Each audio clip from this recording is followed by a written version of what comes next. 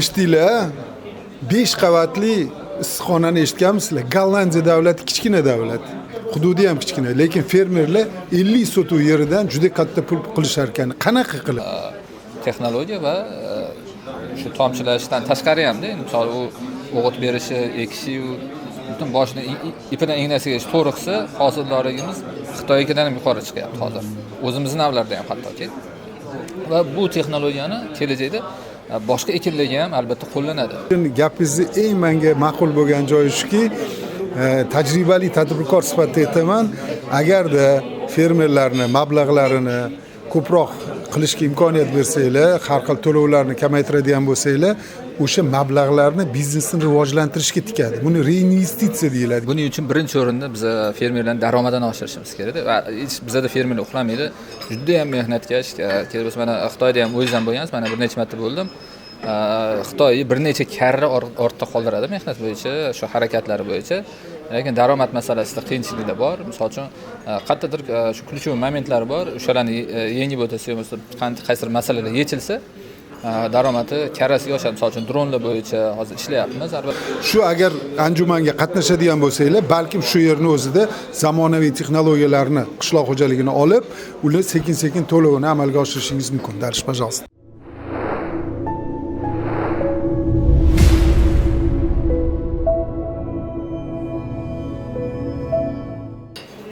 Всем добрый день. Ассаламу алейкум. Welcome. Herzlich willkommen. Дальше я продолжу на русском. Меня зовут Александр. Я представляю компанию EFV Expo. Многие уже со мной знакомы. Многие, наверное, нет еще. Наша компания является организатором выставки Агроэкспо Узбекистан в партнерстве с Узэкспоцентром. Я бы сегодня хотел презентовать нашу выставку, что будет нового в этом году, что будет нового в программе, сколько будет участников, все данные по нашей выставке, чем наша выставка отличается от других мероприятий, которые проходят в Узбекистане, что будет нового и кто приедет в рамках программы мероприятия, в рамках бизнес-программы. Сейчас хочу передать слово нашему партнеру по программе мероприятия. Assalomu alaykum. Men o'zbek tilidagi gapiraman. Ismim Kamoliddin Ikromov, O'zbekiston Agrobiznes assotsiatsiyasidan. Bu yilgi tashkil etilgan ko'rgazmamiz yana ham shu o'tgan yil xatolarimizni, endi o'tgan yil o'tkazdik, o'zimiz uchun belgilab olganmiz.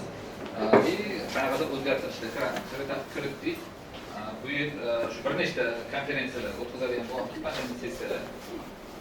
Demak, o'sha asosiy fermerlarimiz birinchi shu katta nimasi bo'ladi, ochilishida katta konferensiyasi bo'ladi va alohida panel sessiyalar o'tkazishni mo'ljallangan. Bog'dorchilik, chorvachilik, demak, huquqiy masalalar bo'yicha bir nechta shu nimalarimiz bor, panel sessiyalarimiz bor.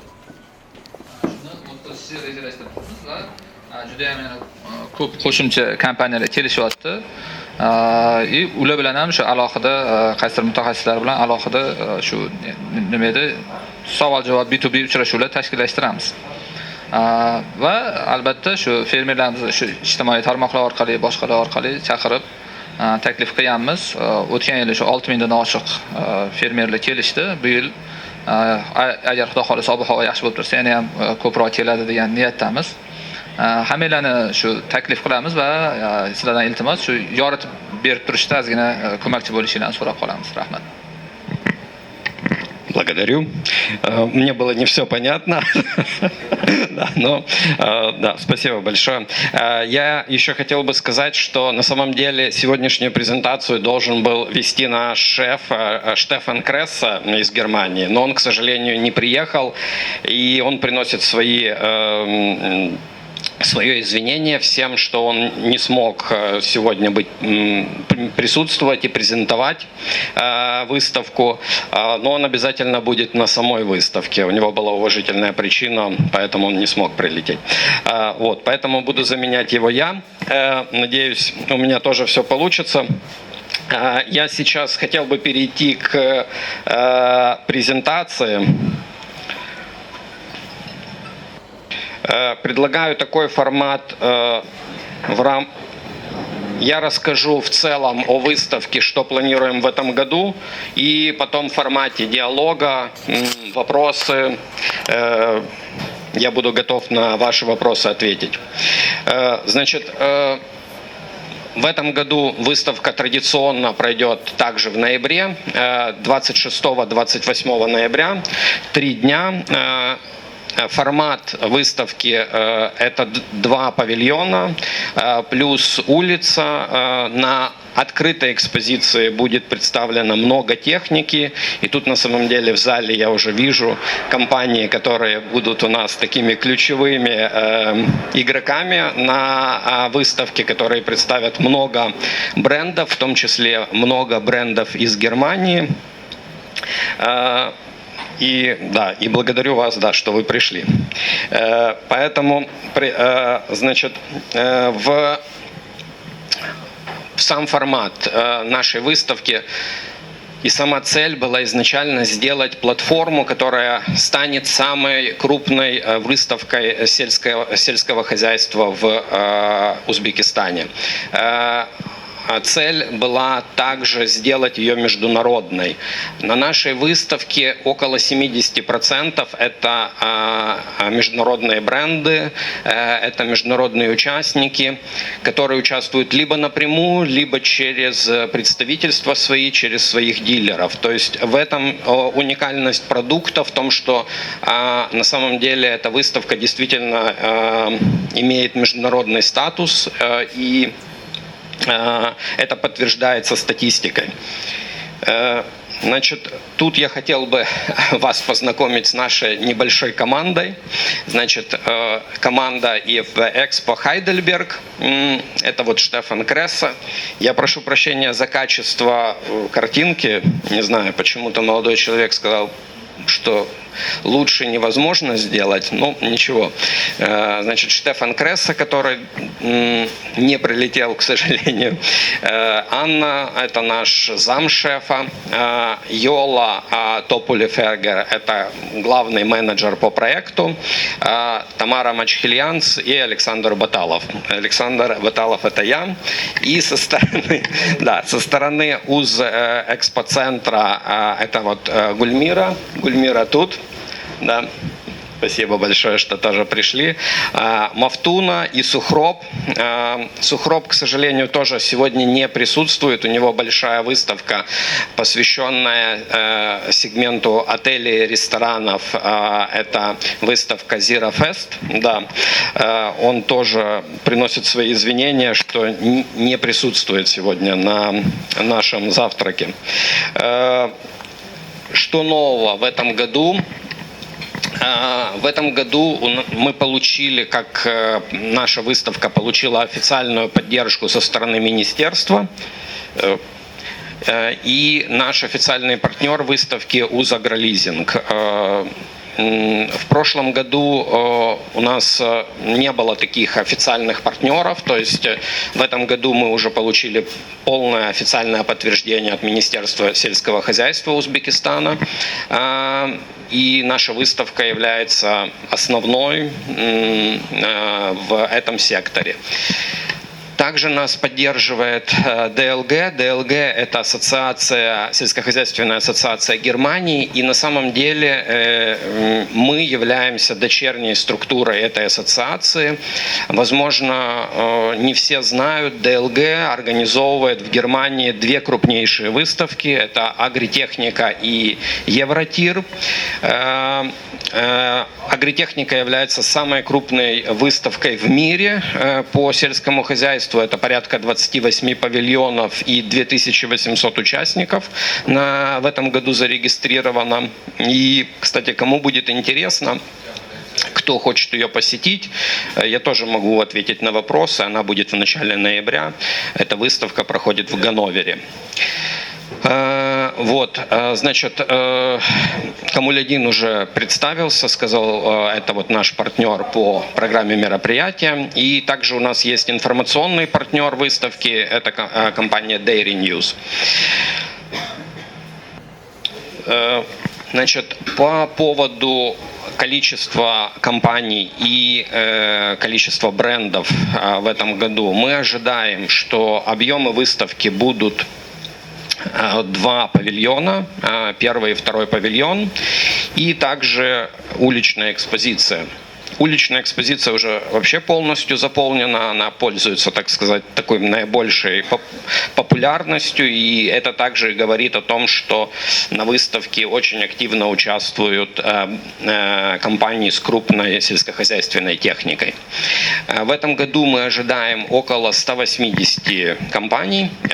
На самом деле набор еще продолжается, и если кто-то еще планирует участвовать, то в этом году открыты заявки до конца октября. То есть вы можете до конца октября обратиться к нам, и если будет еще какие-то свободные локации, мы это сможем вам предложить. Их по нотам, по письмам, чтобы они объявляли это своим дихканским фермерским предприятиям, что идет какая-то такая-то выставка, чтобы они их обязали приехать, встретиться с такой-то компанией и так далее. То есть это очень хорошо работает. И если, допустим, это с вашей стороны, допустим, если вы участвуете, это чисто с вашей стороны. А с вашей стороны, что мы сами делаем, если мы участвуем на выставке, мы обзваниваем всех для нас потенциальных клиентов, мы их обзваниваем и приглашаем на выставку. И добиваем их до конца. И они приезжают, реально, это работает. Но это чисто совет, да, потому что мы тоже долго уже работаем. По поводу вашего первого предложения, да, то, что вот по хакимиатам, мы так категорически не работаем, потому что я сам фермер, и когда меня кто-то обязывает чему-то, да, я категорически не иду, да, туда. Я наоборот иду, чтобы это просто, да. Ну, это как бы кажется, что так, один раз придет, в следующий раз он точно не придет, это дихкан фермер. Поэтому вот кому интересно, мы делаем так, чтобы всем было интересно, и все пришли добровольно, да, и какие-то вот ощущения у них были, да, чтобы после выставки хорошие, да. Нет, вот есть две категории, есть фермер, есть дихканин. Дихканин в хатмят вообще не идет. Он и хатиме не знает. Но фермер, да, у него большая земля, и его можно где-то схватить, да, его могут там обижать, но там он придет с негативным настроением и будет вот, негатив вот это распространять. Мы по-другому, да. Хорошо. Assalomu alaykum. Shu bugungi bo'layotgan anjumanni maqsadi, natijalari haqida fikrlaringizni qisqa bilmoqchi edim. Marhamat. Assalomu alaykum. Davlat agrar universiteti domlasiman. Zo'rmuhammad Xanziyev fakultetida ishlayman. Hozirgi mana boshlang'ich выставkadan oldin muhokamalar qilindi, taklif kiritildi. Endi men ham savol berdim, ya'ni bizani talabalarni jalb qilish, dual ta'lim asosida imkoniyat bo'lsa va shu выставkani rahbarlariga taklif kiritdim, ular ham taklif etdi. Bir o'zimiz stendimiz bo'lsa agarki studentlar o'zini ko'rsatib va qiziqtirib va shu orqali ham ish topish yoki malaka oshirishda ham imkoniyatlar bo'ladi deb предварительно gaplashdik. Xudo xolasa hammasi bo'ladi. Dual ta'lim juda ham bugungi kunda ustuvor vazifalardan bittasi, chunki amaliyotchilar bilan nazariyachilarni birlashtirsa albatta o'z natijasini beradi. Marhamat. Avvalambor assalomu alaykum. Meni ismim Usmon Nasrayev Nosirovich. Toshkent davlat agrar universitetidanman. Men shu bugungi ko'rgazma uchrashuvda men bu Germaniya mutaxassislar tomonidan juda yaxshi ma'lumotlar berildi. Bizning agrar universitetimizda 15 mingdan ortiq talaba o'qiydi. Ularning ichida men o'zim asosan karmilikni oziqlantirish fanidan dars beraman. Bu yerda endi chorvachilik bo'yicha ham выставkadan ma'lumotlar olamiz nasib bo'lsa. Endi studentlardan kelsak, bizda institutlar asosan bilimga chaqqon, ingliz tilini biladigan, rus tilini biladigan bolalar ko'p. Shularda agar выставkaga borib o'zini o'rnini topsa, mana ular aytishdiki, masalan, o'sha yerda выставkalarga olib borishlari imkoniyati bor dedi. Yoki bo'lmasa dual ta'lim olish mumkin yerdan. shularni imkoniyati bor ekan, biz nasib bo'lsa agrar davlat instituti talabalari bilan qatnashamiz faol va u yerda o'zimizga kerak bo'lgan bilimlarni olishga tayyormiz. Bu ishlarga omad tilaymiz. Kelajakda men O'zbekistonimizda hozir rivojlanib borayotgan davrda, masalan, oziq-ovqat bo'yicha go'sht sanoat ishlab chiqarish bo'yicha bu Yevropa mamlakatlaridan oladigan narsalar ko'p. Biz shularga qatnashishga tayyormiz. Sog' bo'lasiz. Bugun dunyoda iqlim o'zgarishining salbiy oqibatlari qishloq xo'jaligiga o'zining ta'sirini ko'rsatayotgan bir paytda ilmiy izlanishlar, ilmiy ishlanmalar va zamonaviy texnologiyalarni o'sha agrar sohaga qo'llashning ahamiyati juda katta. Bu borada qishloq xo'jaligi vazirligi tomonidan ham keng qamrovli ishlar olib borilyapti.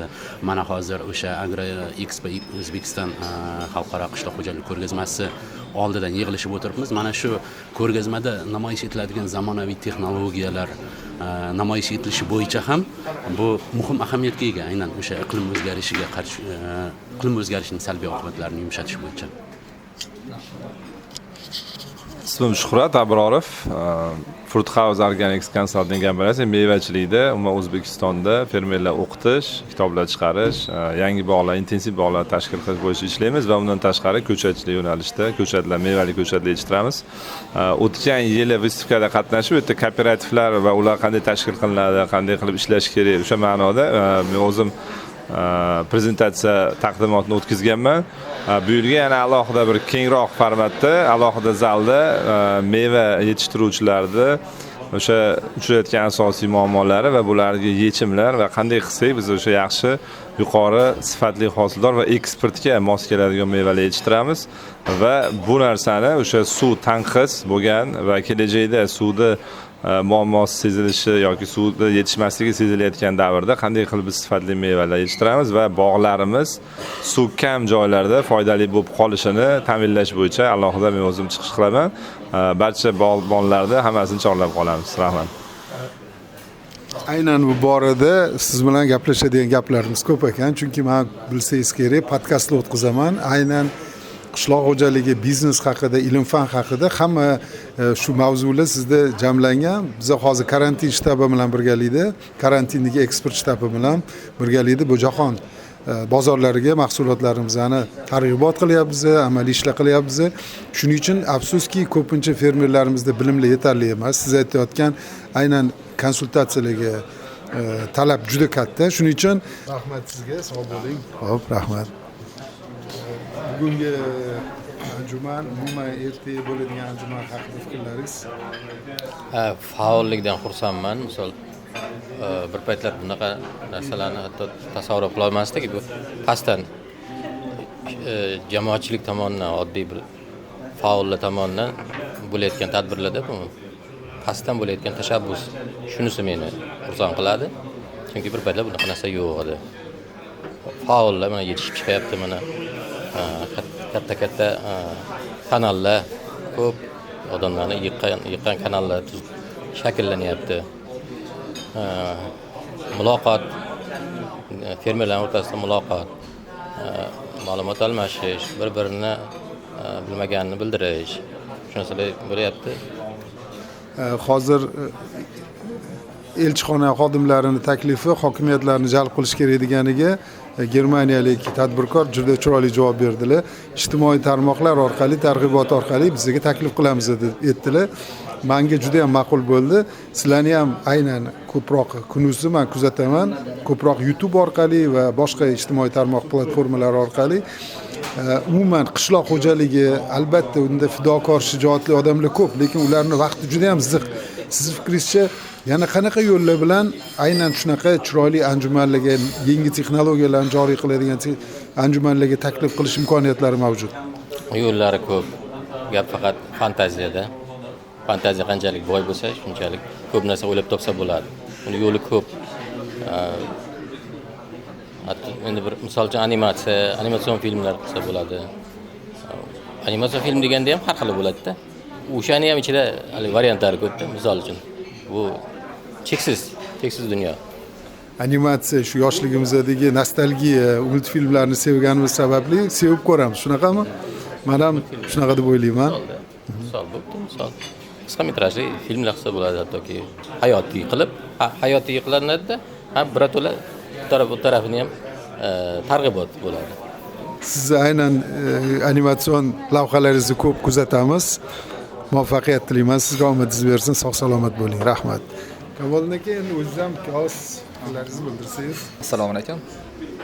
Demak, bu o'zi ko'rgazmagada biz nimaga hamkorlik qilyapmiz? Biz asosan shu fermerlarni ko'proq yig'ib, o'zaro endi bilasizlar, bizda ijtimoiy tarmoqlarda juda ham ko'p fermerlarimiz bor. O'zaro ko'rishishi, bir-biri bilan dildan suhbat qilishi va qiziqarli ma'lumot olishi.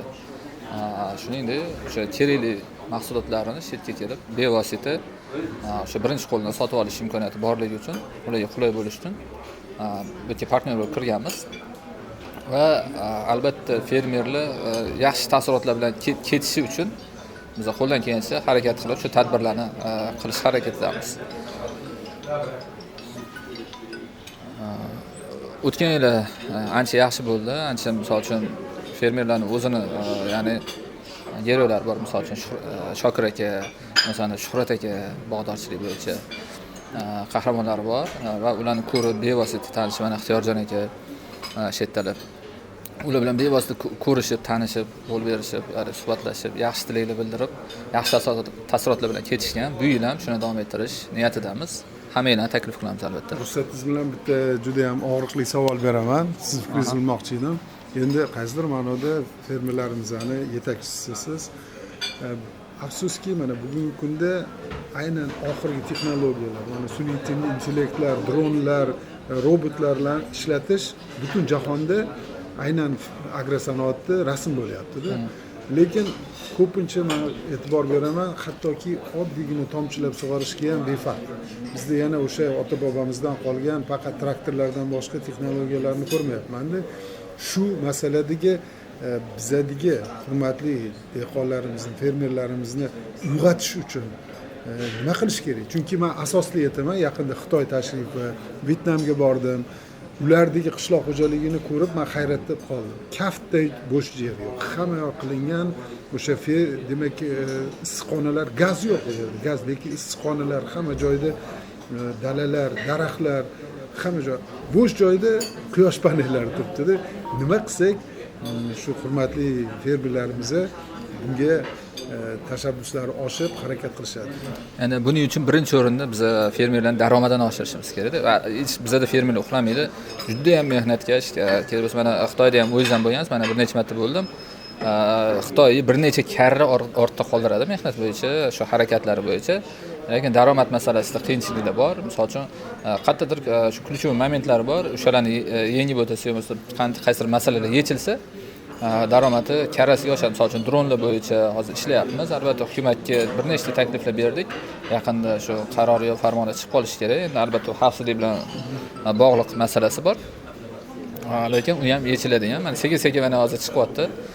Bir nechta shu nimada ko'rsatuvlar qildi. O'shandan keyin ancha yurib ketdi bu narsa. Misol qilib aytaman. Lekin daromad borasida qo'llab-quvvatlash kerak. Shu endi bu davlat tomonidan bo'ladi. Endi bu uchun biz kurashyapmiz. Undan tashqari yetmagan, misol uchun texnik bilimlari bo'ladigan bo'lsa, albatta ijtimoiy tarmoqlarda bo'yicha harakat qilyapmiz va undan tashqari mana o'sha ko'rgazma vaqtida biz alohida yig'ilishlar qilamiz.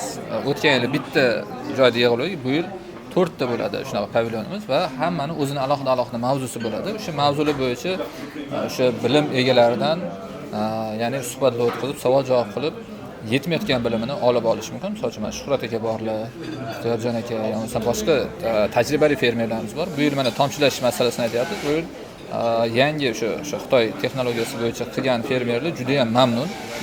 Hozir nimadan xafa bo'lishyapti? Men dedi 45 sentner olganimdan xafaman deyapti. Chunki yonidagi fermer 60 sentner olib qo'yapti. Bug'doyda ham unaqa hosildorlik yo'q aslida. Har qayerda bor, to'g'ri sanoqli, ko'p emas. Lekin endi sanoqli deganimda misol bu yil 20% yerga shu Xitoy texnologiyasi asosida ekilgan bo'lsa, hamma ham to'g'ri qo'llay olmadi, lekin bu rezultatlarni berdi. Har qayerda ko'rinyapti bu effektni beradigan texnologiya va shu tomchilashdan tashqari hamda endi misol u o'g'it berishi, ekishi butun boshni ipidan ignasigacha to'g'ri qilsa, hosildorligimiz Xitoynikidan ham yuqori chiqyapti hozir. O'zimizning navlarda ham hattoki. Va bu texnologiyani kelajakda boshqa ekinlarga ham albatta qo'llanadi. O'sha paxtada qo'llayotgan fermer nimaga karamda, sabzida yoki boshqa ekinlarda albatta qo'llaydi va yuqori hosildorlikka erishadi, xudo xolasa.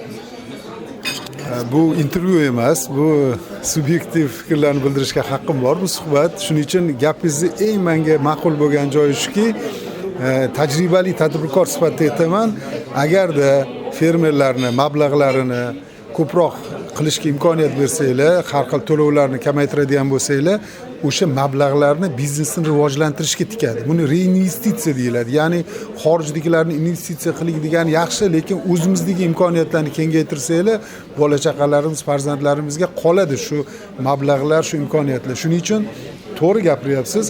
To'y hasham, mashina hammasiga to'ydi xalqimiz. Endi rivojlanishimiz kerak. Rivojlanish uchun nima kerak? Mablag' kerak. O'zlari peshona teri bilan topgan mablag'larni bir qismini o'zlariga qoldiradigan bo'lsangiz, zamonaviy texnologiyalar joriy qilishga va albatta bu o'zini kuchini ertaga iqtisodni rivojlanishida ko'rsatadi. Shuning uchun mutasaddi tashkilotlar buni e'tiborga olishinglarni so'rab qolgan bo'laman. 100% qo'shilaman shu oxirgi fikringizga. Ya'ni Amerikani rivojlantirgan narsa bu reinvestitsiya to'g'risida qonuni bor. Ya'ni o'zini orttirgan mablag'ini o'zini sohasiga investitsiya qilsa, bundan soliq to'lanmaydi. Ya'ni foyda solig'ini ham kechivoradi davlat va o'shaning orqasidan ya'ni foyda solig'ini to'lamaslik maqsadida yangi ish o'rinlarini yaratadi Amerika va shunday qilib rivojlanib ketgan. Biz ham takliflarni beryapmiz, afsuski hozircha eshitishyapti. Inobatga oladigan davr ham kelib qoladi va bu reinvestitsiya to'g'risida albatta bizda qonun qabul qilinishi kerak va bu yurib ketsa, faqat qishloq xo'jaligi, barcha sohalar tezda rivojlanadi. Taklifim yaxshilab eshitishlari uchun bu haqda suhbat qilsak, har bitta kamchilik yoki bir yutuq tomonlari xorijiy tajriba bo'yicha keng qamrovli bir fikr bildirsak. Qo'ldan kelgancha. Rahmat, sog' salomat bo'ling. Так, я в социальных сетях буду выкладывать. Так, вы сами сказали, что лучше, чем государственные учреждения, чтобы привлечь народ, надо в социальных сетях. Да. Я очень активен в социальных сетях. Во-первых, рад знакомству, меня зовут Бабур. Вашим другом Штефаном мы очень хороших дружеских отношениях. Передайте ему от меня привет, от нашего комьюнити можете передать привет. И что вы можете сказать, чтобы привлечь именно вы? Это не в отношении специалистов, а в отношении наших уважаемых фермеров и тех, кто трудится в сельском хозяйстве. Вы имеете в виду привлечь на выставку? Да, конечно. Ну, смотрите, в любом случае... в любом случае, да, то, что я уже говорил и хотел бы еще раз повториться, то наша выставка уникальна тем, что фермер, приезжая на нашу выставку, может ознакомиться с техникой из более 25 стран. То есть это, я считаю, такое одно из главных преимуществ. Да? То есть у нас есть на выставке техника под любой бюджет. То есть есть и бюджетная техника, есть и техника люкс-класса, да, которая обеспечивает там надежность на многие года.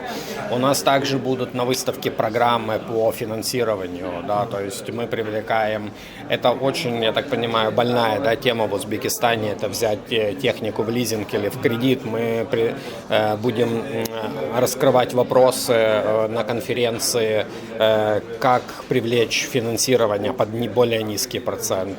Мы сотрудничаем с агролизингом по этой программе. Также будет представители от нескольких банков, таких как ЕБРР и Международный банк, которые тоже развивают программы финансирования для фермеров. Я вкратце переведу.